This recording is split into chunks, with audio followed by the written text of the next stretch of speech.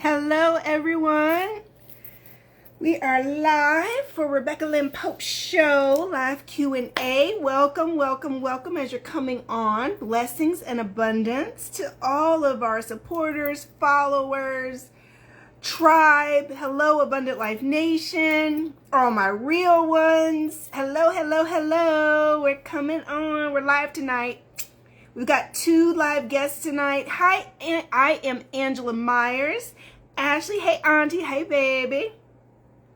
Sabs, hey Rebecca, how are you doing mentally? I am doing fantastic mentally, love. Thank you for asking. Latasha GJ Brooks, hello, hello, hello. Call her Jay. Drew Love 2, I see you checking in. Hey beautiful, hey sweetheart. I am Kennedy T. Hello, hello, hello.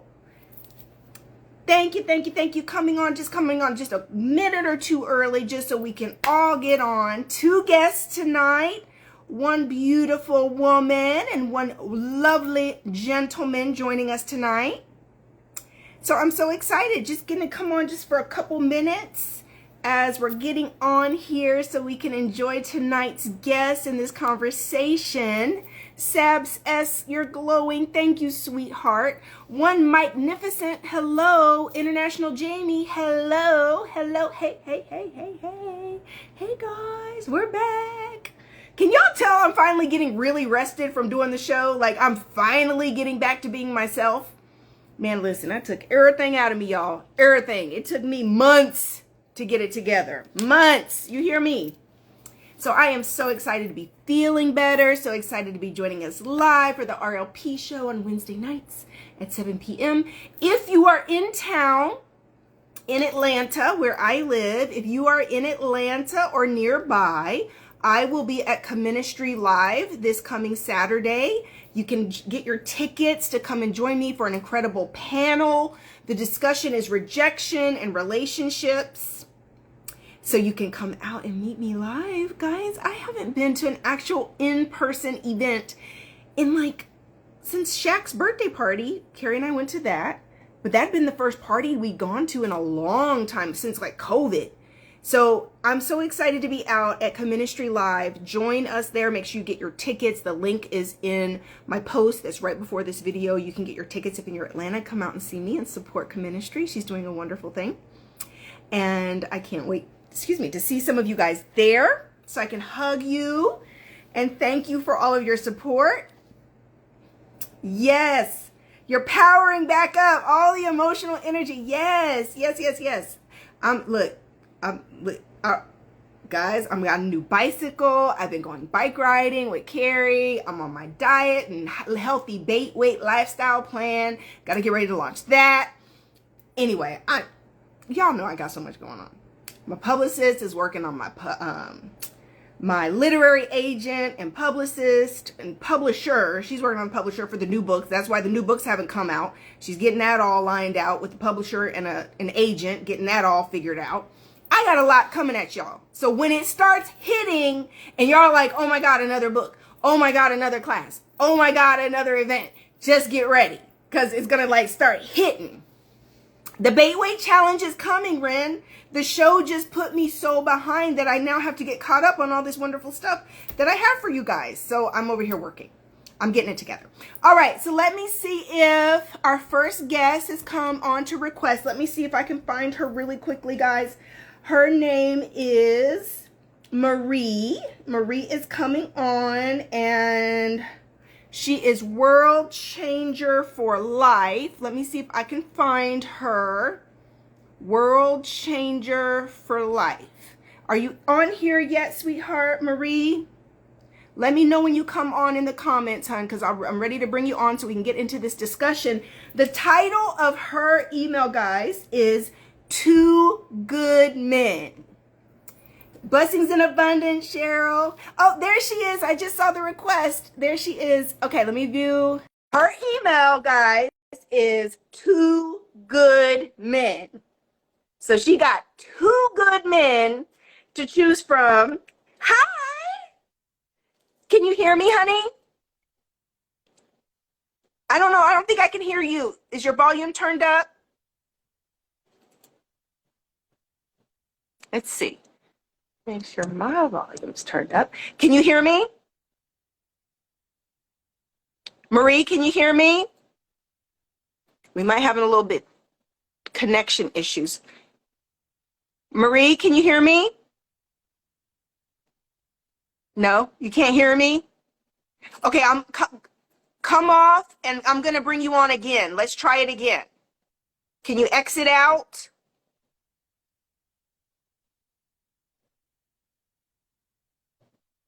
Let me see if I can. Ash, can you hear me, Marie? Hold on. I can see you. I can't hear you. Can you hear me? You might have to turn up your volume. Can you turn up your volume?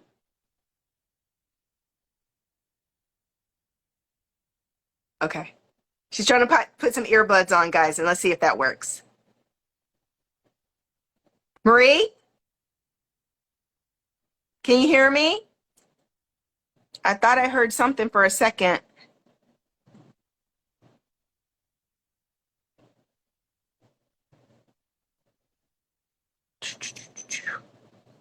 I can't hear you. I hear some clicks. Click the X to exit. Close your IG altogether. So click the X to exit, Marie, and then close your Instagram. There we go. She's going to come off and have to try to come back on.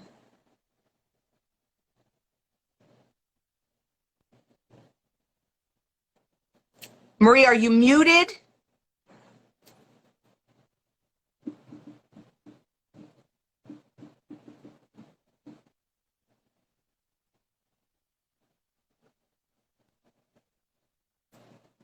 Okay, hold on, Marie.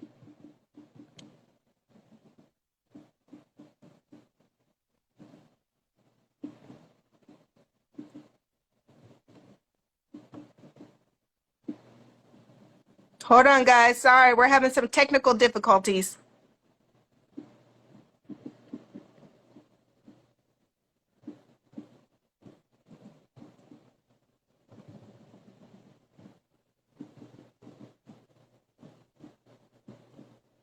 Oops, I'm trying to type. Click the X to close. Oh, she went off. Exit off and come back on. Yeah, we're going to see if she can come back on. Because she had a really good email. She's got some great conversation to have about her situation. It's really good. Yeah, she probably has to log back off and get back on. That happens, especially if you haven't updated your Instagram account. For those of you guys who are putting in emails to come live, you want to make sure that you, let's try it again. Hey, Jazzy Jeff 215. Okay, let's see. Hello? No? I can't hear you. Can you hear me? You can't hear me either. Something's going on with her live, Ash. Okay, somebody says, in the meantime, can you explain to them the difference between the Divine Dating Workshop and the Dating Masterclass? I will. Marie, I'm going to have Ashley try to troubleshoot with you about what's going on. Ashley, I don't know if she can hear me, but please let her know to exit out again, and we'll have to try to do a test run and maybe try to bring her on next week when we can work through some, we'll have to do a test with her, Ash, to make sure we can get her phone to work. Marie, hit X again. I'm so sorry, sweetheart. Hit the X again, and Ashley's going to try to troubleshoot. Uncle Carrie said to make sure she disconnects her Bluetooth. Okay, Ash, this is what we need to do for Marie. Let's see if we can get her on next week, and let's see if we can troubleshoot and do a test run and do a live with her test run, like privately or something, just to make sure we troubleshoot her equipment. Okay. While we're waiting on our next guest, because we're going to have to, Uncle Carrie said turn off the Bluetooth.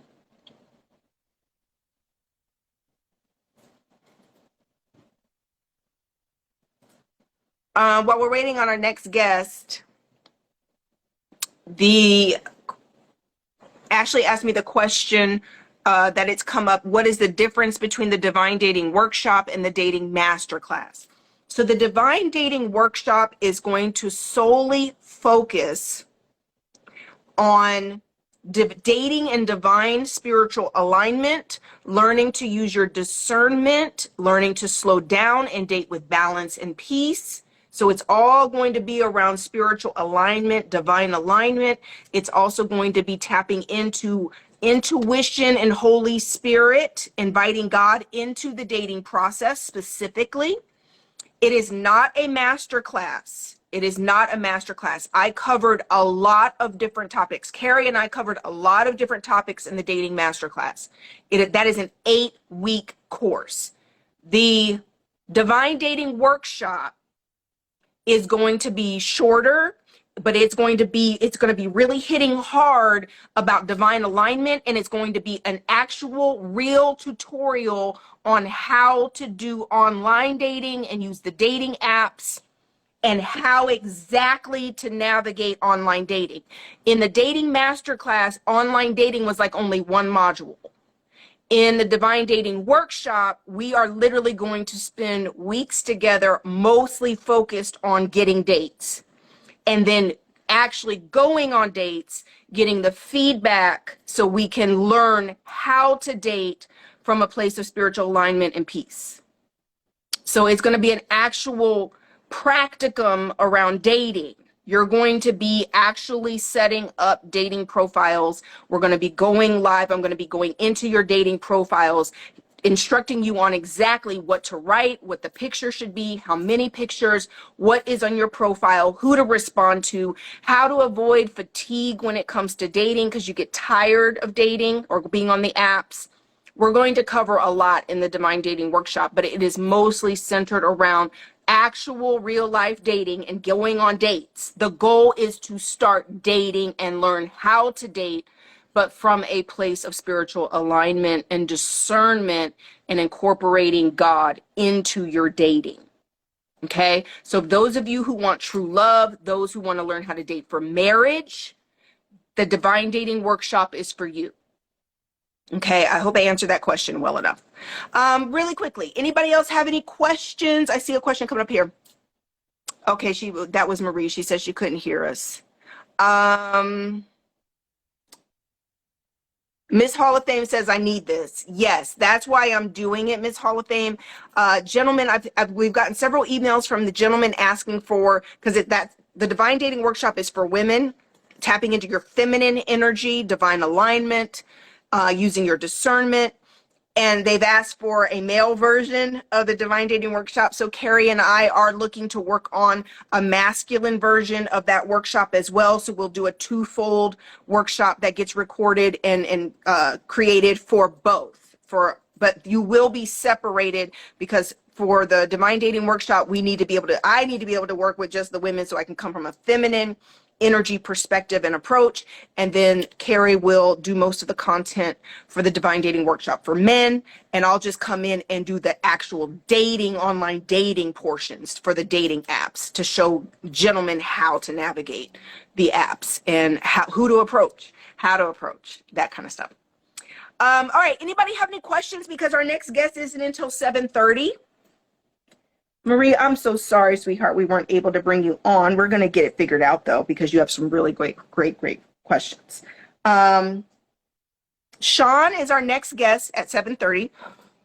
All right, let's see here. Anybody got any questions that you're going through right now? Anything you want to ask on the fly? If not, I'll go back into the inbox and see what else we've got. Maria says she's got a question for a video. It popped into my mind how I've heard you say this lovely line: let love tap you on your shoulder or tap you on the back.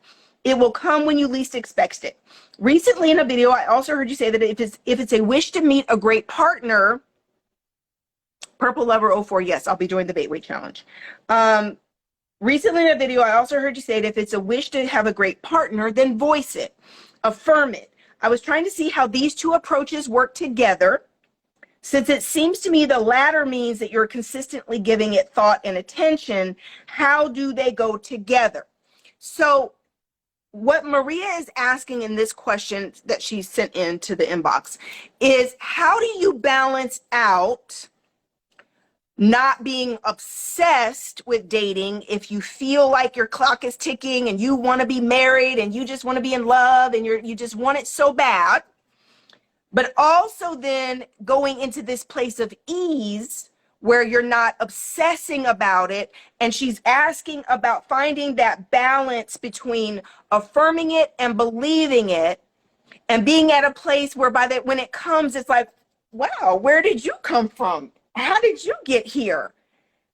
But then also be actively dating to give people a chance or to put yourself out there. How do you find that balance? And that balance, guys, is faith. Faith. The balance is called trust. It's all about spirit and energy and mindset. See, you can't fake certainty. You can't fake God in the universe about certainty. If you are anxious about something, so you're overly obsessed and you're now going into that space of desperation, worry, anxiety, you're not trusting God and the process and getting to that place of surety. So here's the thing. You can affirm that love is coming to you and that God has love for you.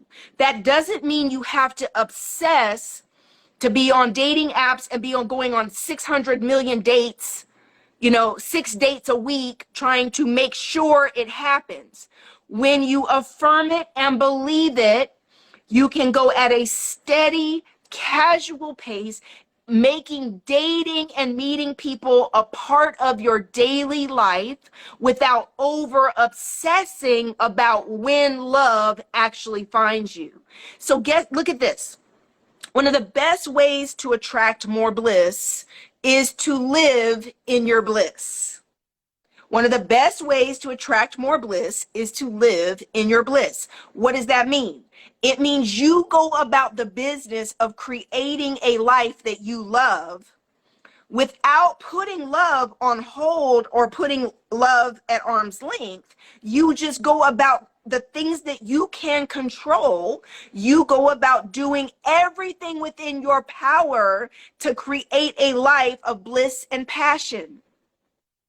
And as you're doing that and you stay open to love, you go on dates as they come, or you go on the dating app and you have some dates and you're having fun. The more you open yourself up to fun, bliss, joy, peace, happiness, the more that is drawn into you and attracted to you. Think about that. So from that energy and that space, love has no choice but to show up.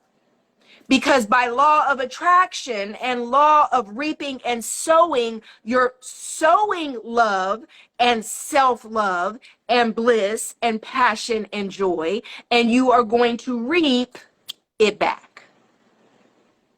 I personally believe that I met and married the love of my life, the greatest love of my life, my soulmate and wonderful best friend and purpose partner and life partner, Carrie Pope, because for many, many years, I sowed love. I was a matchmaker, a dating coach, a healing coach. I would just sow love and faith and joy and hope into every single person that God sent my way as a client, as a friend, anything. I'm just sowing love, sowing faith, sowing. I just believe. And then one day, 2014, I met that sexy man on Facebook, and here we are almost 7 years later, happily married. There are universal laws that are in effect whether you know about them or not. There are universal laws in effect whether you know about it or not.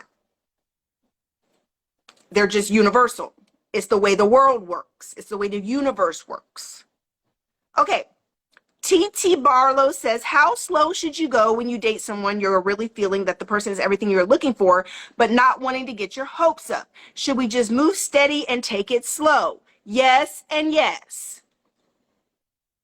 TT, you want to go live with me and I'm going to answer your questions? Are you there? Let me see if TT wants to come on with me real quick.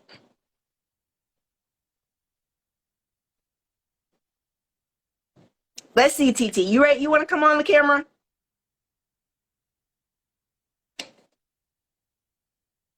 7:19. Sean is 7:30. TT, Hi. beautiful. How are you? I'm doing well. How are you? I'm doing great. Thank you for asking this wonderful question because this is a very real, pertinent question. Yeah. So you met someone and you're really feeling them. Yeah. 100%. Okay. Now, this is when all my training and everything you listen to me about has to kick in. I know. Because it doesn't matter when you don't like nobody, right? I mean, all the rules are so easy to follow when you don't really like someone. Yes, I agree. But when you feel somebody, So, yeah. out the window. Yeah. So here's now I'm gonna have. So how long have you known him? It's only been I would say about 3 weeks. So we're still just getting to know each other. It's more Infatuation. Taking it slow. We've met twice. It felt Okay. nice, but I still have apprehension. Yeah. Yeah. He's a stranger. Yeah. Okay, so I'm gonna give you a very cold dose of reality to get your head out of the clouds. Okay. Yeah. I'm giving you that warning label before I get ready to say everything I'm gonna say. 100%. Okay. For it. So you get your feet back on the ground, get your head in the game, and don't get caught up in fantasy land. I know. Yeah, you're right. Number one, he's a stranger. Yep. If you've only seen somebody 2 times, you don't know him. Nope. Correct. You don't know all the really, really, really important stuff that you need to know. Yeah. When you said getting your hopes up about him being the one, getting based on what? I know. It's chemistry, but at the same time, it's having a logical understanding that, yeah, it can seem great in the beginning because you don't know, but all of my checks are being checked off. But I'm still in my logical mind knowing that, it takes time. And I want you to intentionally tap into more of your logical mind. Right. And your spirit. Yeah. Get centered. And I want you to invite God into this process. I already did. So good. And that's why I'm being really slow and cautious and asking questions and kind of being standoffish a little bit, but still allowing myself to be open. But that's hard. How much do you share? How much do you keep back? It is. So the way you treat this is if you can treat it like you're getting to know a friend. Yeah. Because friends ask very pertinent questions. True. We want to know about your life, about who you are, your hopes, your dreams, your fears, your failures. Yeah. And when you first meet people, everyone is showing you their representative. Their representative, of course. Yeah. We all do that. It's part of human psychology. It's how we are showing up in our best outfit. We're showing up looking our best. We're putting our best foot forward. It's what we do. Yes. One thing I will say is he's not my type. And he's a cop. Okay. Okay. Really big on integrity and loyalty and being honest. And from his perspective, he says that he's been scorned a lot by women, which I'm in a place where I feel that a lot of men have pretended to be something that they're not because they wanted to be with me so bad. And then 3 months, 6 months later, I realized the person that I thought they were wasn't. And that's typically my story. So I get just trying to meet people. Yeah. So how old is he? I'm 35 and he's 31. Okay. So some things to help you slow down. He's already told you that he's been scorned or shunned by women. Right. What does that mean in therapy or coaching talk? Okay, let me tell you what it means. He's telling you where he's been hurt and how he's been wounded. Has he ever mentioned going to therapy? Has he ever mentioned working to heal the pain inflicted by those women? We haven't gotten that far into it. But we've been on a steady pace of honestly just getting to know each other, being friends, having Okay, good. talks. So it's not gotten deep into that yet. Got it. So what you have to keep in mind is that it's not what we know that comes around and bites us in the butt. It's what we don't know. One thing that he mentioned is that until he gets comfortable with me, he doesn't feel comfortable telling me about the ways he's been hurt, and he wants to just take time to trust me enough to share those stories with me, which I respect. Yeah, I respect that too. I totally respect that. And which also means you have to be careful as well, right? Because what I would do if I were you, this is what I would do, is I would match his pace. Okay. If he's guarded, Mm-hmm. then as he shares, you share. And you can lead a little bit and share a little more if you're trying to coax him along, if you feel like if you start to feel like he's going too slow. Yeah. But what you don't want to do is speed up physically before the emotional gets there. Right. If anything, if I can't talk to you about my hopes and dreams and fears and pain, we definitely shouldn't be locking lips. Right. And tonguing each other down and almost ending up in bed, because now we're opening up physically, but we're not opening up our hearts and our minds to each other. Agree. Yeah. We haven't kissed yet, so. So the chemistry thing is what makes that hard, because when you have mutual physical chemistry, it's so easy to let the physical run on ahead. Yes. But the emotional and spiritual is back down the road like, hey, what about us? Like, hello, I don't know this joker. You know, like your logical brain, your spirit is back there like, look, chick, this is not our first rodeo. What are you doing? Yeah. And so that's something to keep in mind. Yeah.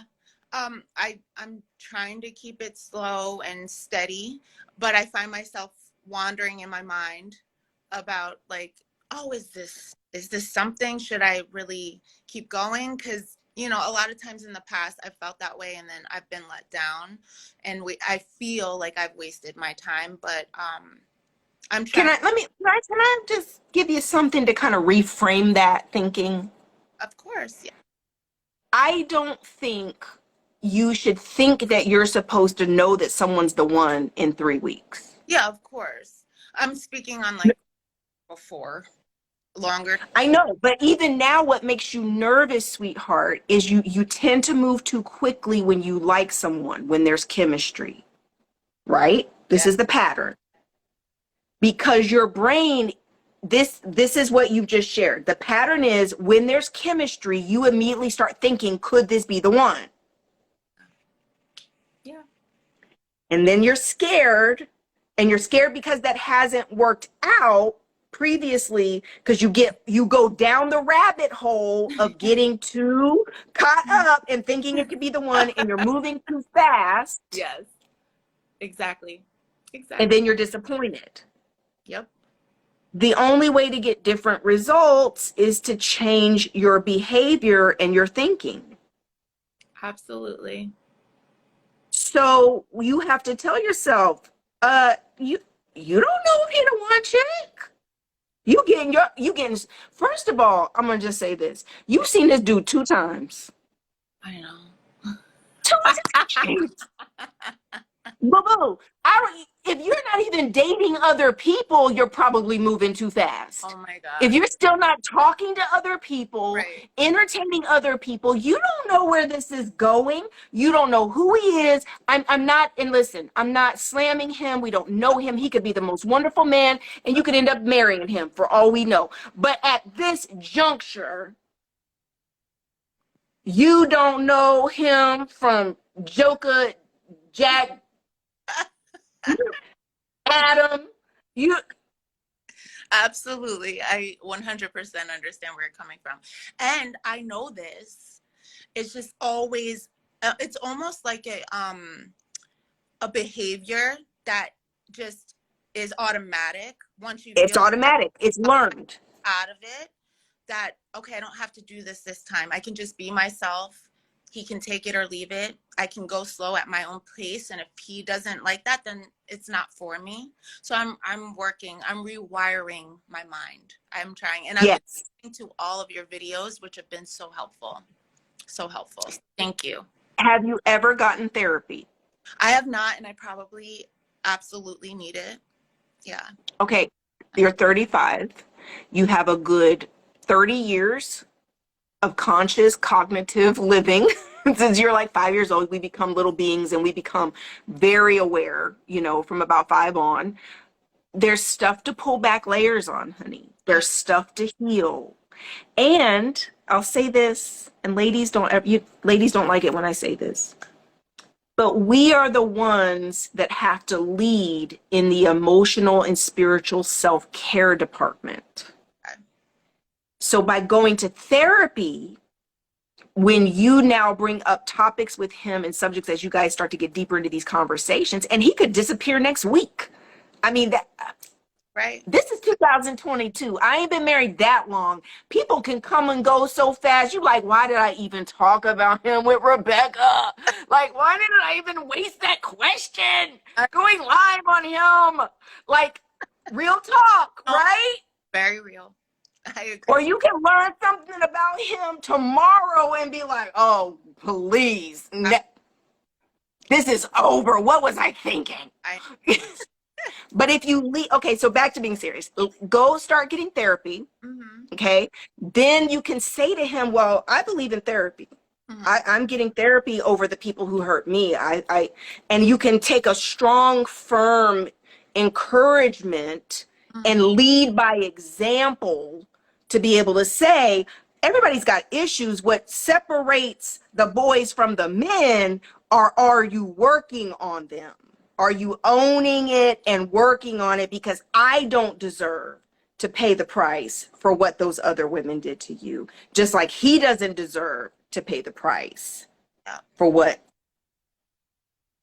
they did to you. Yeah, I agree. Oh, girl. 7:32. I gotta go. We got our next guest. Thank you so much for sharing, sweetheart, and coming on. Blessings and abundance. Love you. Abundance. Okay, guys, our next guest is Sean. Hello, Sean, I'm coming. Sean is here.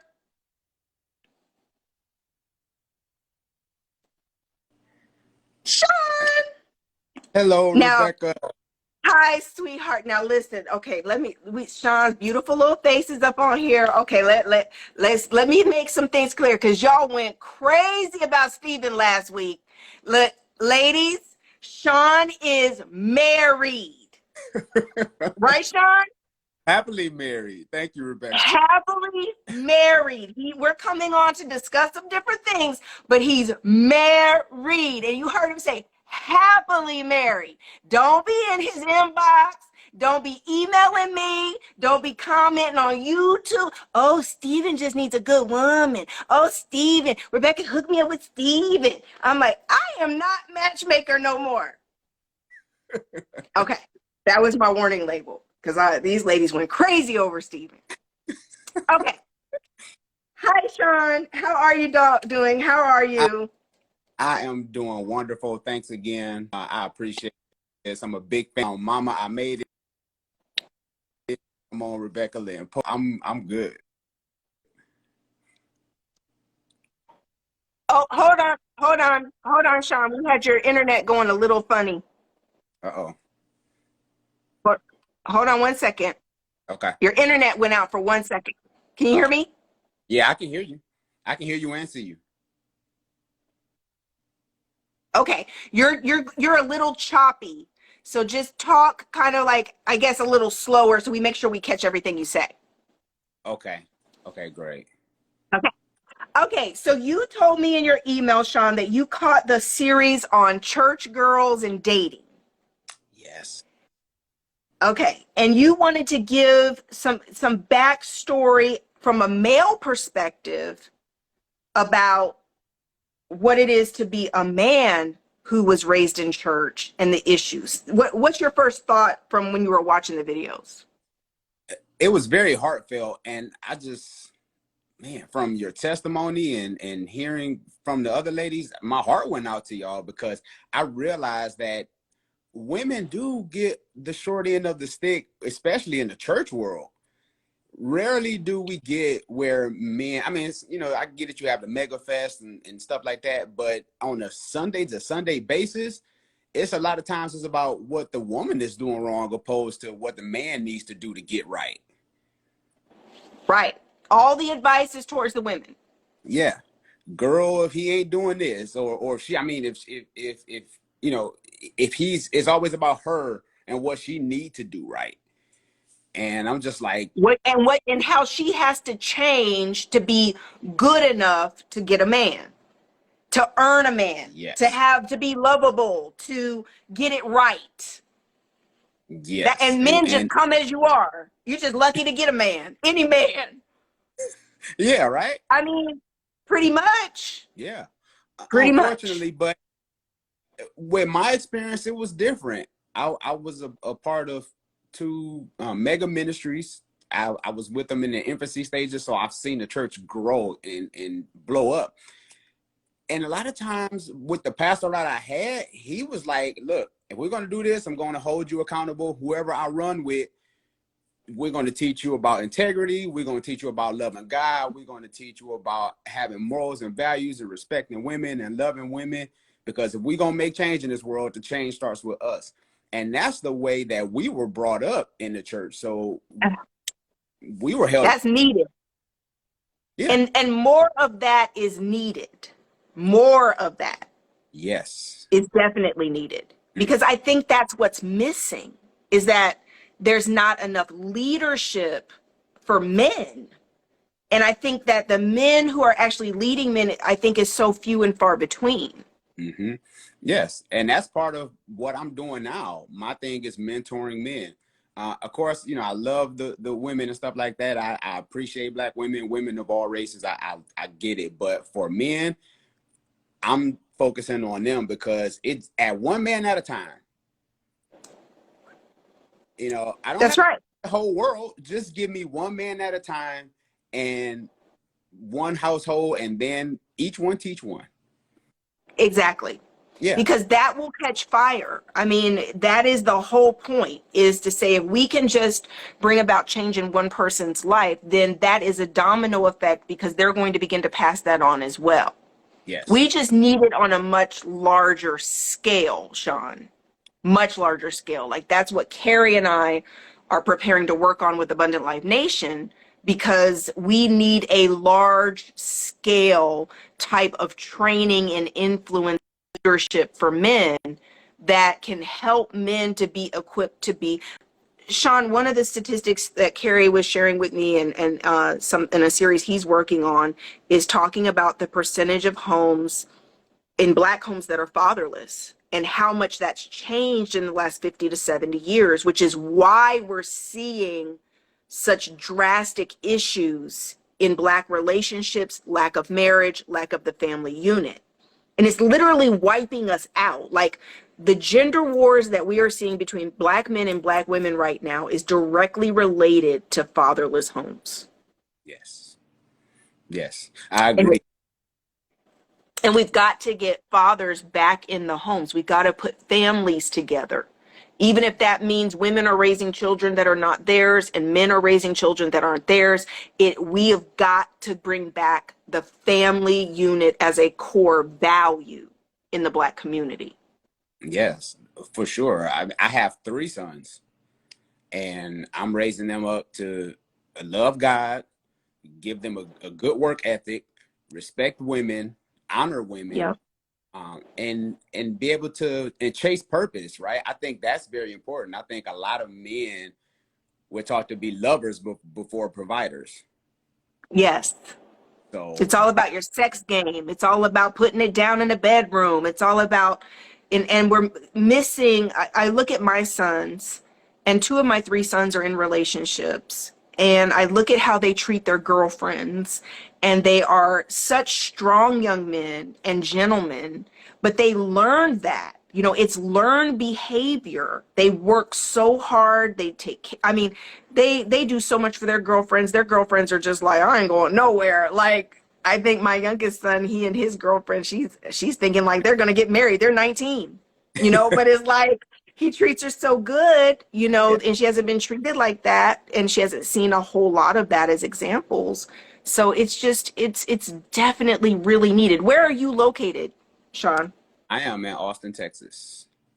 You're in Austin, Texas. Okay, great, Texas. Okay, right here at the end of your email, it says you wanted to share how you met. You went through a divorce and you also met your wife now and remarried. So tell us a little bit more about your story. Yes, I was married for 15 years before going through a divorce. So went through that process, the separation and everything. So there was this gap in my life where I had to learn to focus and get my own personal life together. Sean, what did you do wrong in this last marriage? Because I knew I wanted to love again. I knew I wanted to remarry. So getting therapy, reading books. I've always been a fan of reading, and having those mentors, people that help me get through these seasons. And one of the reasons, so I met my wife on Instagram, slid in the DM. Hey, in the DMs. What are you saying, guys? 9 times out of 10, you're gonna meet on this tech. That's where you're gonna meet people. Yep, met her on And Instagram. how and Sean, how long did you guys date before you got married? Ooh, we dated for 3 months before we got married.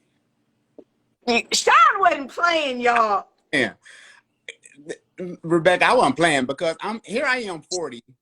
I knew where I went wrong, and I always tell people you can heal faster once you recognize where you went wrong. Yeah, instead of the blame game and looking at them and what they did, is like owning your own ish Yep. and then being able to move on. Yeah, fast, Yeah. much faster. Yeah, I recognize that I was emotionally immature. I mean, the first time I got married, I was 24. And Church, yeah, right. church. Yep. That pressure that, Yeah, saying about getting married early, that pressure that, it's better to marry than to burn and stuff like that. So had a little position in the church. I'm like, so I gotta have a wife.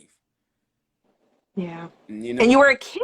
I was a I kid. mean, at 24, I don't know about y'all, but I have 3 sons too, Sean. Mhm. And from raising my sons, my 28-year-old, now my 22-year-old, and I have a 19-year-old. And I look at them, and even my 28-year-old is really just now in a serious relationship.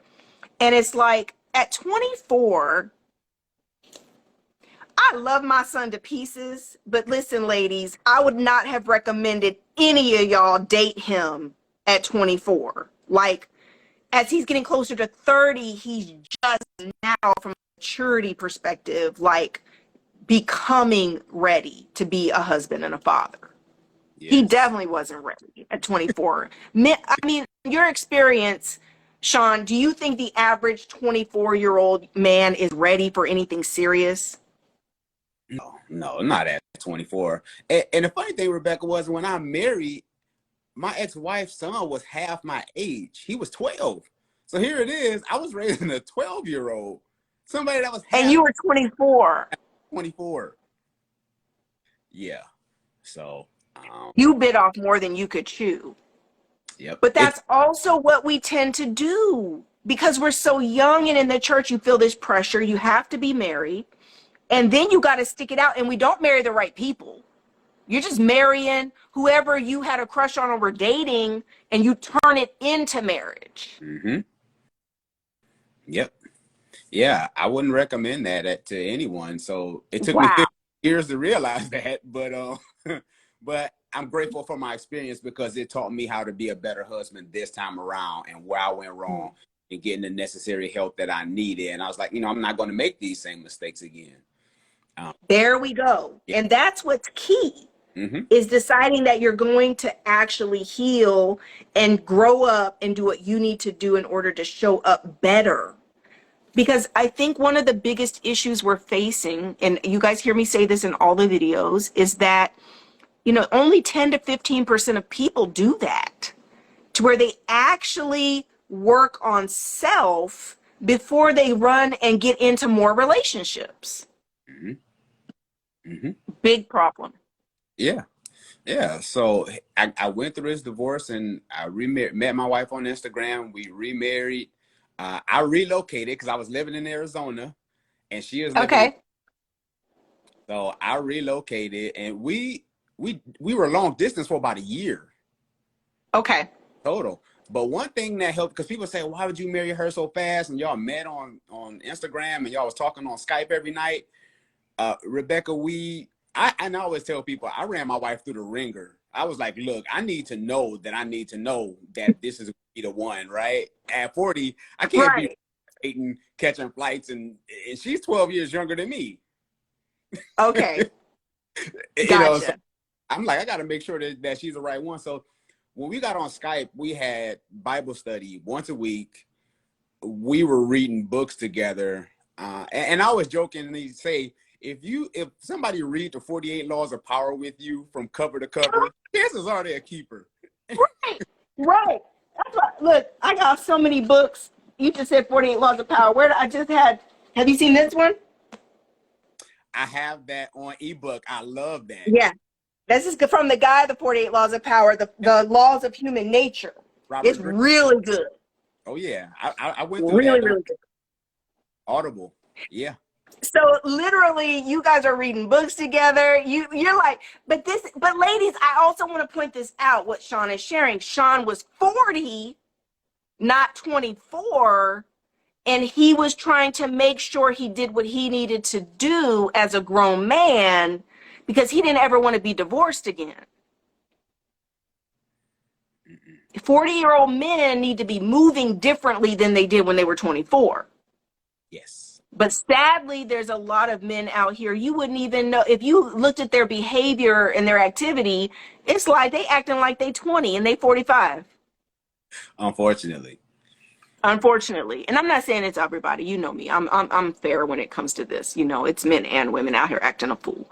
But so Sean, let me pick your brain for 1 second. Yes. If a woman right now who's on here listening now or going to catch this in replay, and what would be your best advice to a single woman who is also divorced like you were before you got remarried?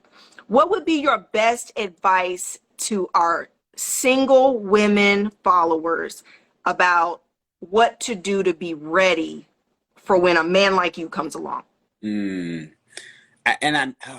Rebecca, I know this sounds cliche, but therapy has worked so much for me, and reading self-help books, spiritual books, stuff that's going to get them stuff that needs to be worked on the inside, right? I always use the analogy of like a homicide with the do not cross the yellow tape, right? Like very few of us like to go beyond that yellow tape to see what's wrong with us, right? Yep. We can deal with those inner issues and recognize those issues that we do have. So that way, if we do meet Mr. Right or whoever, we can say, I'm in therapy. These are some things that I've dealt with, that kind of thing. So that way, you know what you're getting. Yep. Both ways. Yeah. And I think that is some of the best advice. So one of our viewers said, what advice would 40-year-old Sean give 24-year-old Sean? Ooh, That's good. I would tell him to chase purpose first and not a woman. Yeah. I would just be focused on what God has put in me. And I believe that she would eventually come along, because I think, again, the problem with men is we out here chasing women trying to do all this stuff when we don't have our own stuff together. Right. So then these babies, now we create more single parent homes because we're trying to impress a bunch of women. So now we got all these broken homes, and now we got these gender wars, and I'm throwing up the air quotes. So we starting out bad from the beginning. Yeah, exactly. That's some really, really great advice. All right. Mm. Any last remarks before we jump off here, Sean? What else you got to say? Anything else you got on your heart? I would, well, first of all, thanks for this opportunity. I You're appreciate it. welcome. Been a You're big fan welcome. longest. I would say just spend this time with God. Journal. Just work on the inner, because there's a lot of us that have trauma that we just think is normal. We grew up in traumatic homes, and we just think That like, part. yeah, we just That like, part. this happened to me, and you just go I'm over it as, fine. yeah, no, you're not We good. fine. We cool. I mean, that ain't no big deal. Like, hasn't everyone been through that? Yes, No. we have realized it. And until we can recognize, no, that was the issue that's why I have so many broken relationships now, because I haven't dealt with my unaddressed trauma. Yep. Great, great point. So love it, love it, love it, Sean. Thank you so much for coming on. We appreciate you. You know, we appreciate our gentlemen on here because men are starting to come on. We appreciate y'all so much. We honor you. We appreciate you. We're praying for you and your beautiful wife and your sons, and blessings upon your marriage and your life and your ministry and everything that you're doing. And we'll have to connect with everything we're doing with Abundant Life Nation. It sounds like it's definitely kindred spirits and on one accord with everything that we plan on doing for men as well. We plan on going global. So there's no reason we can't outreach into Texas and get some things going. Yeah, for sure. Thank you, Rebecca. I appreciate you. Continue. Thank you, Sean. All right. Thank you. Blessings and abundance. Talk to you soon. Here. Bye. Bye-bye. One Magnificent said, good stuff, bro. Thank you, thank you, thank you, Sean, for coming on. And I'm just going to look real quick. And oh, Marie says, do you want to answer what I sent you even though I couldn't hear you? Yes, I can do that, Marie. Sean's looking for the exit button. It's a little X in the corner, Sean, that you should be able to see. Okay, I got you. All right, guys. Wendy Ann Run says, can we turn this into a broadcast message to the entire Black community, right? That's what we need to be talking about, is how do we bridge the gap? How do we bring families and couples together? Two is better than one when two people have their minds right. Okay, Marie sent me a very long message. Marie, I'm not going to read it all live because it's a lot of information. But Marie was sharing that she has two good men in her life. She says, you've been my personal life coach for 3 years. You just have not been aware of it. Laugh out loud. I too am a life coach and I've learned so much from you as I relate to your no-nonsense style and authentic spirit. You talk about attracting good men. I feel like after being divorced twice, 9 years divorced from a second husband after 18 years of marriage, so she was married for a very long time, almost 2 decades, and raising my 2 children I adopted, I've done so much healing work with myself that I now attract amazing men. There were more, but these 2 stood out head and shoulders above the rest. I've met 2 incredible men who pursued me hard after my divorce. I chose not to date for 2 years because I was doing the work on myself and had to figure out why I kept attracting broken boys into my life. As I healed, learned, and raised my 2 children, these 2 men continued to reach out to me to let me know they were waiting. I finally agreed to date one of them and broke the heart of number 2. I picked number 1 because I felt like he was the safe choice for me. I had met him about 8 years prior through business and always had a great respect for him from what I observed. She goes on to share that it was a long distance relationship and he was working a lot. She's working a lot. But one of her love languages is quality time. And in a 5.5-year relationship with the gentleman number 1, they didn't see each other a lot, and she was always asking him to schedule time apart or time together, like vacations. He did not take that serious. She eventually broke up with him because that connection just wasn't there and she wasn't getting what she needed, but they were together 5.5 years. Guy number 2 found out that she's now single, has circled back around to say, hey, what's up? Because he was already still waiting for her to be available again. As number 2 circles back, number 1 comes back in and wants her back.